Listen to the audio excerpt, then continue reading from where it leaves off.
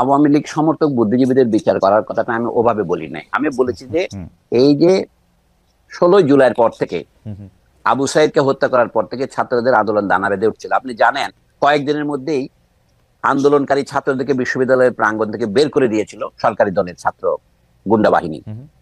এটা তো আপনি জানেন। আন্দোলন একদম স্থিমিত হয়ে গেছিল। তখন ঢাকা বিশ্ববিদ্যালয়ের শিক্ষক সমিতি, আমি নাম করে বলছি, কি ভূমিকা পালন করেছিলেন? তারা এদেরকে দুষ্কৃতকারী আর সন্ত্রাসবাদ দিচ্ছে কোনো কম কিছু বলেননি। তো শেখ হাসিনা যখন বললেন রাজাকারের ছেলে পেলে, তখন ছেলেমেয়েরা যখন স্লোগান দিল যে আমরা রাজাকার, আমি রাজাকার, তুমি রাজাকার, তখন এইটাকে বুদ্ধিজীবীদের যে বুদ্ধির কতটা বাহুল্য সেটা উল্লেখ করছি। ঢাকা বিশ্ববিদ্যালয়ের শিক্ষক উনি নন, ডক্টর মোহাম্মদ জাফর ইকবাল, যিনি বিজ্ঞান লেখক এবং সম্মানিত বৈজ্ঞানিক এবং একজন মুক্তিযুদ্ধের শহীদ পরিবারের সন্তান। তিনি কি বললেন? আমি ঢাকা বিশ্ববিদ্যালয়ে যাব না। কেন যাবেন না? কারণ ওখানে ছেলেরা রাজাকার। অর্থাৎ উনি ব্যঙ্গটাও বুঝতে পারছেন না। কোন একটা রেজিম যে ফ্যাসিস্টকে ফ্যাসিস্ট নয়, তার একটা মাপকাঠি হচ্ছে সে ক্যারিকেচার বা ব্যঙ্গকে কিভাবে নেয়, স্যাটায়ারকে কিভাবে নেয়।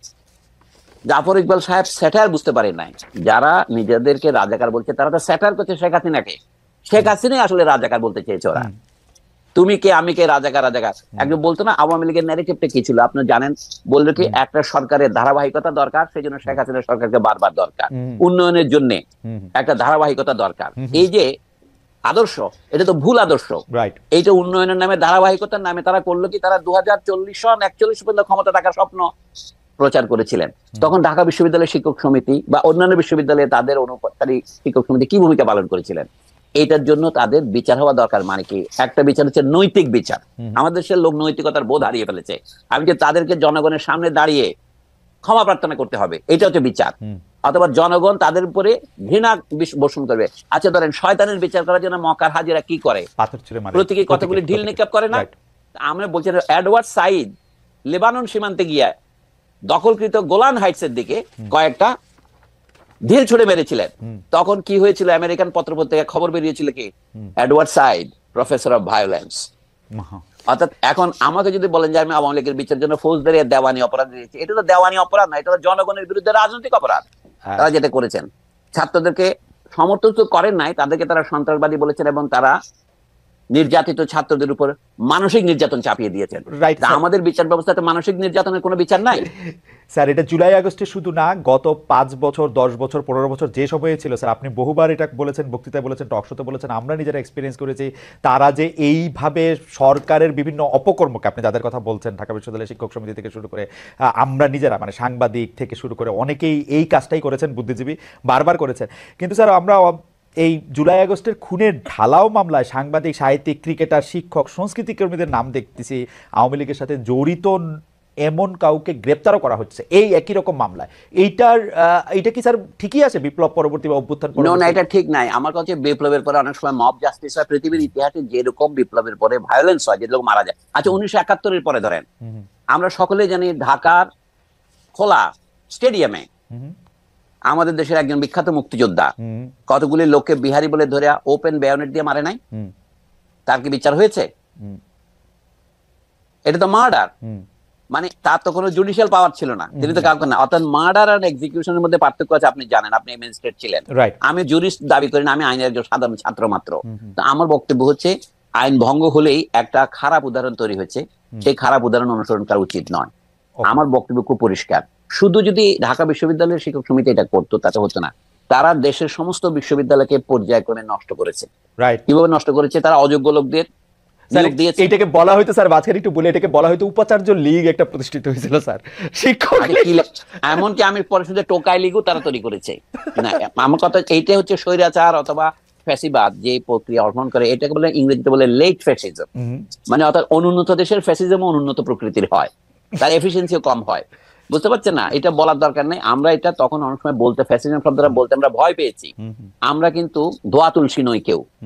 বুঝতে পারছেন না? আপনি যার অধীনে চাকরি করতেন, নাইমুল ইসলাম খান সাহেব, তো কই তাকে তো গ্রেপ্তার করেনি? তিনি তো জমি বেচা বিক্রি করতেছেন এর মধ্যে। এটা কি করে সম্ভব? আপনি বলছেন যে এই বর্তমান সরকার যে দুর্বল, সে তো আওয়ামী লীগের অপরাধীদের কাউকে গ্রেপ্তার করতে পারেনি। ওই জামাত নেতাদের সাথে বসে কিন্তু এই সাংবাদিক যে নেতাদের নামে অ্যাক্রেডিটেশন কার্ড বাতিল করছে, এগুলো তো মশকরা। মানে যাদের জেলে যাওয়া উচিত, যেমন সোহরাব হাসান প্রথম আলোতে কাজ করেন, তার সাথে মঞ্জুরুল হাসান বুলবুল ছিলেন, কথাবার্তা তো একজন অমৃত সেবী, মৃত সঞ্জীবনী খেয়ে আসছে এরকম মনে হয়, এত বিনয়ী। তো সেই বিনয়ী তো জামাত নেতাদের সাথে বসে খাওয়া দাওয়া করছে, মানে এদের নাম নিতেও আমার খুব অপছন্দ হয়, তবু বলছি আবুল কালাম আজাদ, এই জাতীয় লোকগুলো বসে বসে খাচ্ছে। অথবা প্রধানমন্ত্রীর তথ্য উপদেষ্টা ছিলেন ইকবাল সোবান চৌধুরী, তো এদের কাউকে তো গ্রেপ্তার করে নাই। তো বর্তমান সরকার ঢালাও মামলা দিচ্ছে, এগুলো তো কোনো মামলা টিকবে না, আইনের দৃষ্টিতে টিকবে না। এবং বরঞ্চ এইটা আমি মনে করি এই যে জনগণের বিপুল আত্মত্যাগের মাধ্যমে, ছাত্রছাত্রীদের বিপুল রক্তপাতের মাধ্যমে যে সরকার এসছে, যা আমরা একটা স্বৈরতন্ত্রের কবল থেকে মুক্তি পেয়ে আনতে কিছুটা নিঃশ্বাস ফেলতে পারছি, সেটার বিরুদ্ধে ষড়যন্ত্র থেকে এই পর্যন্ত মিথ্যা মামলা দেওয়া। আমার মনে হয় যে প্রফেসর সলিমুল্লাহ খান যেটি বলছেন সেটি আমরা আসলে সবাই মনে রাখতে পারি, যে এই বিচার আসলে জনগণের সামনে ক্ষমা চাওয়া এবং এইরকম একটি বিচার হওয়া উচিত, সেটি আসলে ঢালাও মামলার ক্ষেত্রে না। আমরা মনে হয় যে এটি আসলে অনেকে মনে রাখবেন। এই যে মডেলটা বলি, খালেদ আমাকে বলে যে দক্ষিণ আফ্রিকা যেটা হয়েছিল ট্রুথ এন্ড রেকনসিলিয়েশন, আমরা দেশের সব মানুষকে জেলে ঢুকাইয়া সব মানুষকে নির্বাসনে দিয়ে দেশ চালাতে পারবো না, সোজা কথায়। কিন্তু যে অন্যায় করেছে সেটা যদি আপনি বিচার না করেন, তাহলে আপনি অন্যায়কে সহ্য করলেন। রবীন্দ্রনাথ ঠাকুর আমাদের সকলের শ্রদ্ধেয়, অন্যায় যে করে আর অন্যায় যে সহে তব ঘৃণা যেন তার তৃণ সমদহে। আপনি যদি কোনো বিচার না করেন, বুদ্ধিজীবীরা পাকিস্তানের মূলে অন্যায় করেছে 71 সনে, সেই বিচারটা যদি 70-এর দশকে হয়ে যেত, তাহলে পরবর্তীকালে এতগুলি নাটক আমাদের করা লাগতো না। পরবর্তীকালে আমরা অনেক কোলাবোরেটরের বিচারের দাবি তুলেছিলেন 20 বছর পরে বেগম জাহানারা ইমাম, তার বিরুদ্ধে রাষ্ট্রদ্রোহের মামলা দেওয়া হয়েছিল দেখেন। কিন্তু তার দাবিটা তখনই গ্রাহ্য হলে দেশে পরবর্তীকালে অনেকগুলি নাটক হতো না, হেফাজতের নাটক, শাহবাগের নাটক। এখন যে শাহবাগী টাপ বলতেছে, এগুলি মূল কথা হচ্ছে একটা ঘা যখন পুরনো হয়ে যায় তখন তা পচতে থাকে, এটা পচা শামুকে কাটা পায়ের মতো।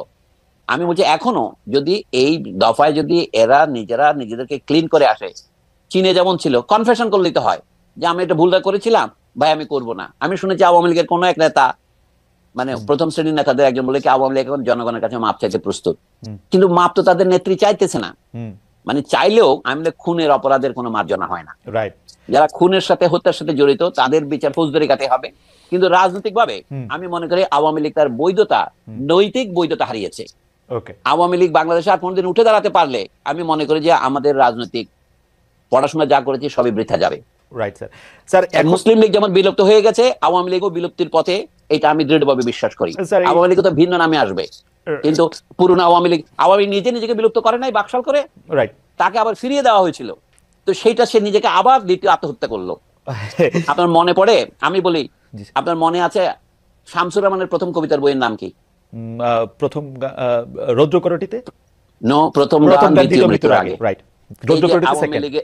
এই যে আওয়ামী লীগের দ্বিতীয় মৃত্যুর আগে এই প্রথম গান গেয়েছিলেন শেখ হাসিনা।